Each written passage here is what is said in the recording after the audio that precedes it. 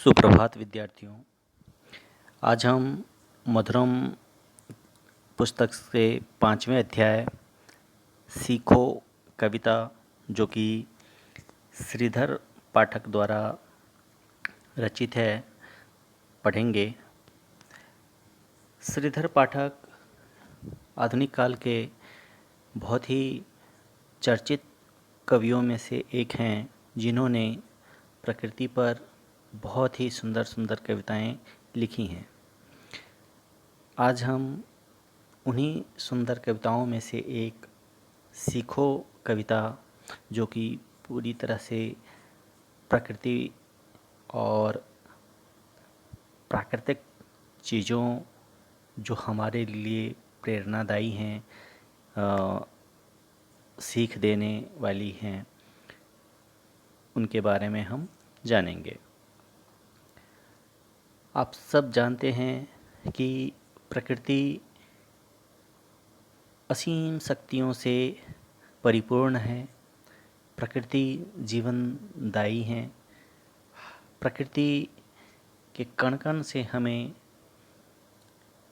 लाभ मिलता है, लेकिन हम मनुष्य उन्हीं लाभों के पीछे इतने स्वार्थी और अंधे हो जाते हैं कि हमें प्रकृति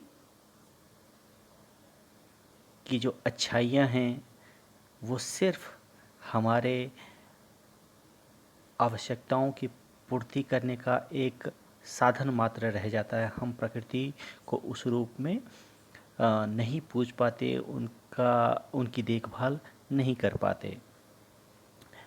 इस कविता में कवि बताते हैं कि प्रकृति में अनेक ऐसी वस्तुएं व्याप्त हैं जो हमें तरह तरह की सीख प्रदान करती हैं। यह सीख हमें जीवन में सही मार्ग पर आगे बढ़ने के लिए प्रेरित करती हैं। तो आइए हम जानते हैं कि कवि कविता में प्रकृति की कुछ विशेष वस्तुओं को उपमाओं के रूप में उदाहरण स्वरूप हमारे समक्ष रखकर प्रभावी ढंग से सीख देने की कोशिश की है।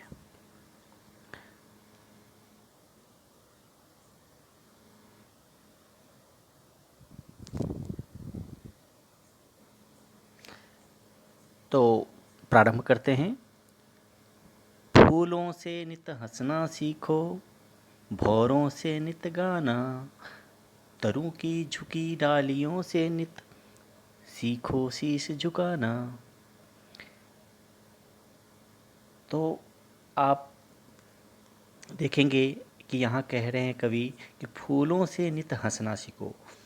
फूलों से हमें क्या सीखना है कि हंसना, मुस्कुराना। किस तरीके से फूल, चाहे कितनी ही उस पर धूप पड़े, आंधी तूफान हो, अच्छे मौसम हो चाहे विपरीत मौसम हो, हर स्थिति में फूल मुस्कुराता हुआ, हंसता हुआ सा हमें प्रतीत होता है।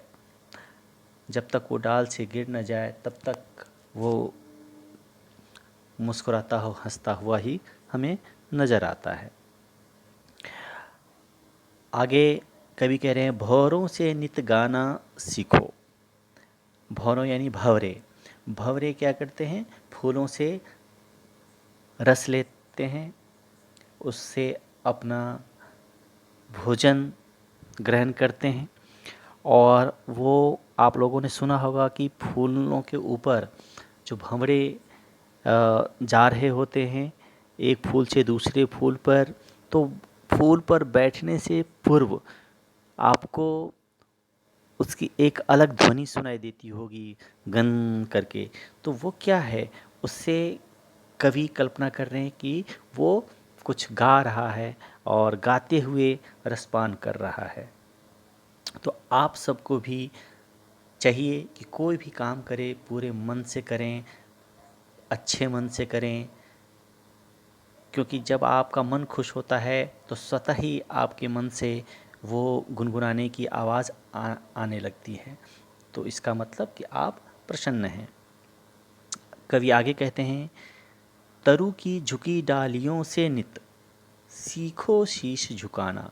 कह रहे हैं कि तरु की डालियों, तरु का मतलब पेड़, पेड़ की झुकी हुई डालियों से हमें क्या सीख मिलती है कि नम होना। शीश झुकाने का मतलब यहाँ नकारात्मक नहीं है, हार मान लेना नहीं है। शीश झुकाने से मतलब है कि आप नम्र बने, विनम्र बने, अपने बड़ों के सामने अदब से पेश आएँ, गुरुजनों के साथ, अपने माता पिता के साथ, चाचा ताऊ के साथ नम्रता से पेश आएँ। आप उदंड न बने, नम्र बने। तो यहाँ अब पेड़ की डालियाँ का उदाहरण उन्होंने क्यों दिया है, क्योंकि आप सब ने देखा होगा कि जब बहुत तेज़ आंधी आती है तो क्या होता है कि वो पेड़ की वो डालियाँ जो नहीं झुक पाती हैं, अकड़ में रहती हैं, सीधी रहती हैं, वो अक्सर टूटकर गिर जाती हैं। लेकिन जो नम्र बनी रहती हैं डालियाँ, झुकती हैं, वो बड़े बड़े आंधियों को भी झेल जाती हैं। तो इसी कारण से नम्रता आप में विपरीत परिस्थितियों से लड़ने की शक्ति प्रदान करती हैं।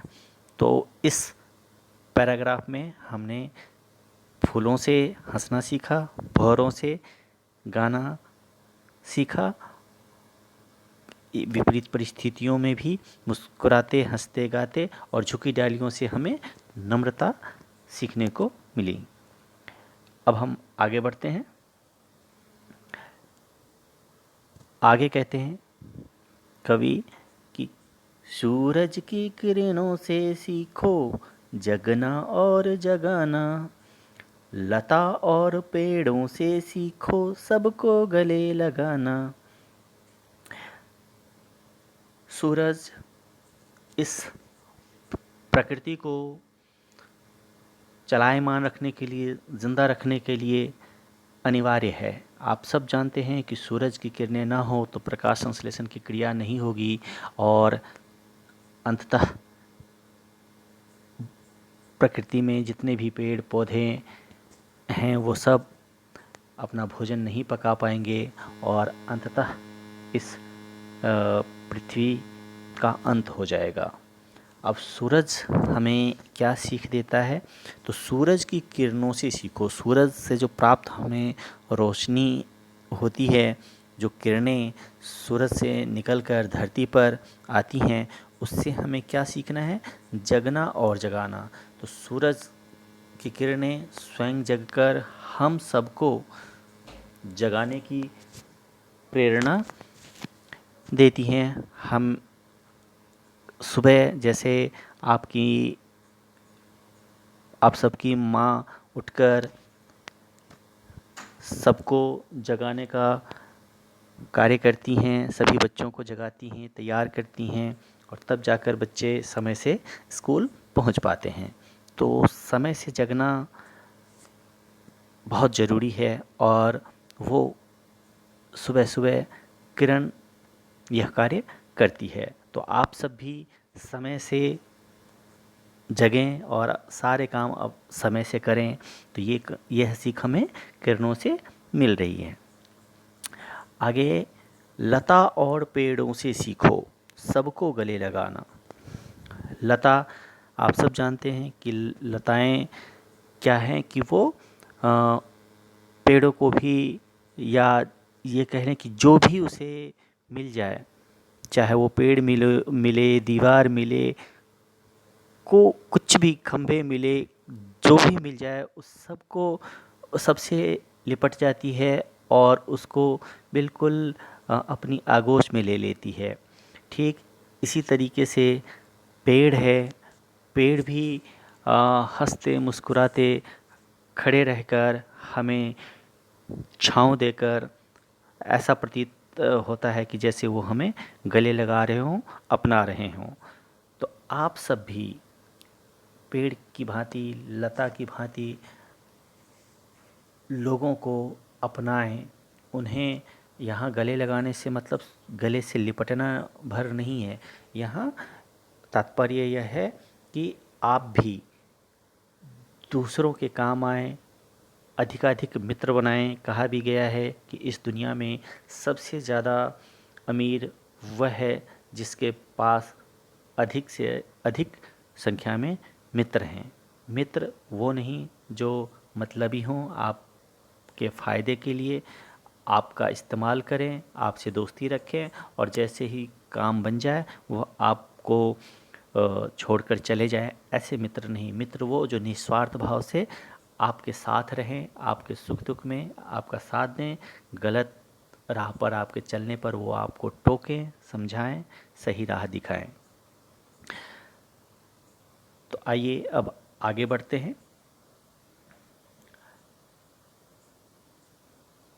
यहाँ तीसरे पद में कवि कहते हैं कि दीपक से सीखो जितना हो सके अंधेरा हटाना, पृथ्वी से सीखो जीवों की सच्ची सेवा करना। इस पद में दीपक से सीखने की बात कर रहे हैं। क्या सीखना है? कि अंधेरा हरना, कि दीपक से सीखो जितना हो सके अंधेरा हरना या हटाना।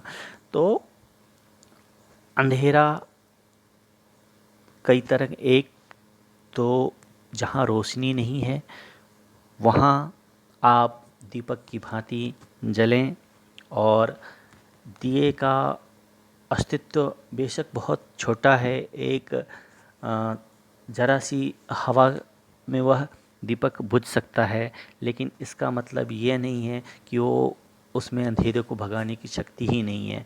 आप अंधेरे कमरे में एक छोटा सा दिया भी आप जला दें तो अंधेरा छूमंतर हो जाता है। तो हमें उस दिए की भांति आपको अंधेरे को भगाना है, अज्ञानता को भगाना है। आप अपने ज्ञान के प्रकाश से जो अज्ञानता रूपी अंधेरा है उसे हरना है, मिटाना है। आप खुद जब ज्ञान प्राप्त करेंगे तो उस ज्ञान को आप दूसरों तक पहुंचाएंगे, तो उसमें जो अज्ञानता है उस विषय को लेकर जो आपने सीखा है तो वो आपके अंधेरे के साथ साथ उसका भी अंधेरा दूर हो सकता है। इसलिए ज्ञान को हमेशा बांटते रहना चाहिए। पृथ्वी से सीखो जीवों की सच्ची सेवा करना। तो पृथ्वी से हमें क्या सीखना है? कि जीवों की सच्ची सेवा करना। यह धरती जो प्राकृतिक उपादानों से सज्ज है, चाहे वो नदी, पेड़, झरने, पर्वत, ये सारी चीज़ें अंततः मनुष्यों के जीवों के काम आती हैं। तो पृथ्वी यानी धरती पर हम कितने ही उछल कूद कर लें, गंदगी फैलाएं, सब कुछ वह सहती चली जाती है और अंततः हर हाल में हमें हर कदम कुछ न कुछ देती रहती हैं। तो इस प्रकार जिस प्रकार धरती हमें सेवा करती हैं हमारी, ठीक उसी तरीके से हमें भी चाहिए कि हम दूसरों की मदद करें, ज़रूरतमंदों की सहायता करें। अब आगे बढ़ते हैं। जलधारा से सीखो आगे, जीवन पथ पर बढ़ना, और धुएं से सीखो हरदम, ऊंचे ही पर चढ़ना। जलधारा से सीखो आगे। तो जलधारा से हमें क्या सीखना है? कि आगे बढ़ना, जीवन पथ पर सदैव आगे बढ़ते रहना, चाहे कितनी ही विपरीत परिस्थितियां आ जाएं, मुश्किल आ जाएं, लेकिन हमें रुकना नहीं है, झुकना नहीं है, डरना नहीं है, पीछे हटना नहीं है। जैसे नदी, जलधारा, चाहे रास्ते में पहाड़ आए, पेड़ आए, ऊंच नीच कुछ भी आए, वह अपना रास्ता बनाती हुई समंदर में जाकर वो नदी मिल जाती है, अपने जलधारा को लेकर समुद्र को अर्पित करती रहती है। ठीक इसी तरह से हमें चाहे कितनी ही विपरीत परिस्थितियां आएं, हमें जीवन पथ पर हारना नहीं है, निराश नहीं होना है, निरंतर आगे बढ़ते रहना है और अपने लक्ष्य को प्राप्त करना है। और धुएं से सीखो हरदम, ऊंचे पर ही चढ़ना। तो धुएं से हमें क्या सीखना है? जैसे धुआं कभी भी नीचे की तरफ आपको नहीं, आपने देखा होगा उसे जाते हुए, वो हमेशा आकाश आसमान की ओर उड़ता हुआ दिखाई देता है। ठीक इसी तरीके से हम मनुष्यों को चाहिए कि ऊपर उठना है। यहाँ ऊपर उठने से मतलब आसमान में उछलने से नहीं है। यहाँ ऊपर उठने से मतलब है अपने जो व्यक्तित्व है उसको ऊपर उठाना है, अपने सद्गुणों को के कारण अच्छे कार्यों के बूते ऊपर उठना है, आगे बढ़ना है। क्योंकि आपके जो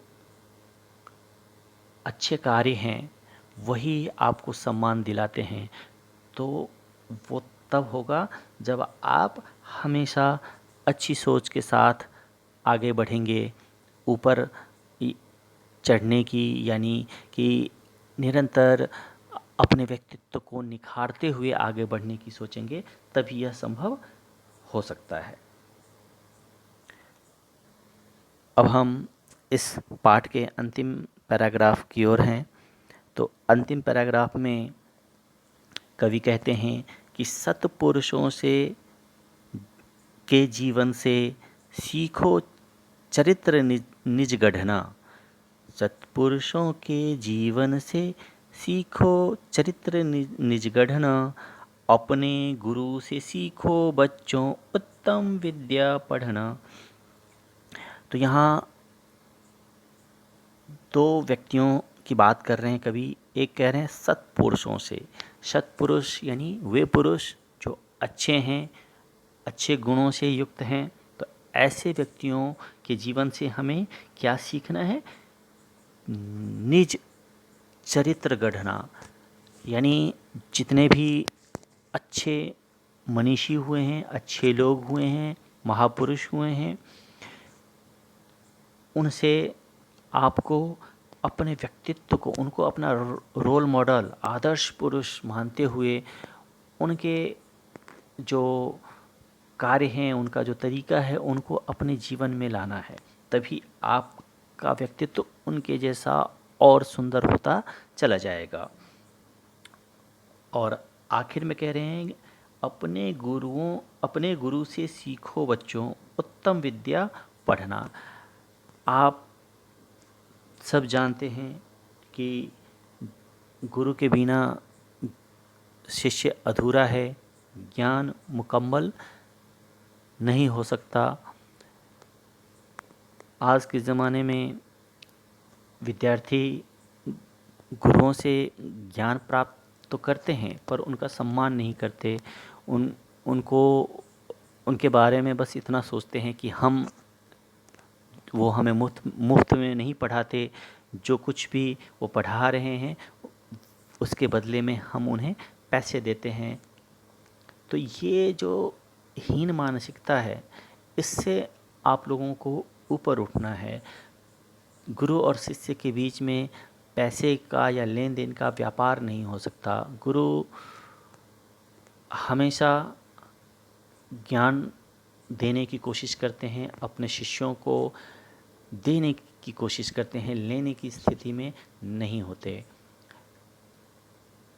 आप किसी भी जितने भी अध्यापक हैं, गुरु हैं आपके अलग अलग विषयों के, उनसे आप कभी भी कुछ भी आप जानकारी प्राप्त करना चाहेंगे, वो मना नहीं करेंगे। वो आपको ज़रूर हर संभव आपकी सारी जिज्ञासाओं, सारे प्रश्नों को उत्तर देने की कोशिश करते हैं। वो समय नहीं देखते कि किस समय बच्चा पूछ रहा है, वो बस बच्चे की जिज्ञासा को देखते हैं, प्रश्न को देखते हैं कि क्या पूछ रहा है, और वो उसी अनुसार जवाब देते हैं और उनको संतुष्ट करने की कोशिश करते हैं। जबकि वो पढ़ाई का स्कूल का टाइम पीरियड नहीं होता है, फिर भी बच्चे पूछते हैं और अध्यापक जवाब देते हैं। राह चलते भी दिख जाते हैं और फिर भी उनको लगता है कि बच्चे ने ऐसा नहीं वैसा किया, अगर ये इस तरीके नहीं इस तरीके से चलता या इस तरीके से बोलता, जिस तो वो हमेशा देने की स्थिति में होती हैं ताकि आप एक बेहतर इंसान बन सकें। इसीलिए गुरुजनों का सम्मान करें, उनको आदर दें और उनके पास जो ज्ञान का अथाह भंडार है, आप उसमें से जितना ले सकें आप लेने की कोशिश करें, तो आप निसंदेह एक बेहतर इंसान बनेंगे और अपने देश का, इस प्रकृति का, जग का कल्याण करने में सहायक होंगे, उसको समृद्ध बनाने में सहायक होंगे।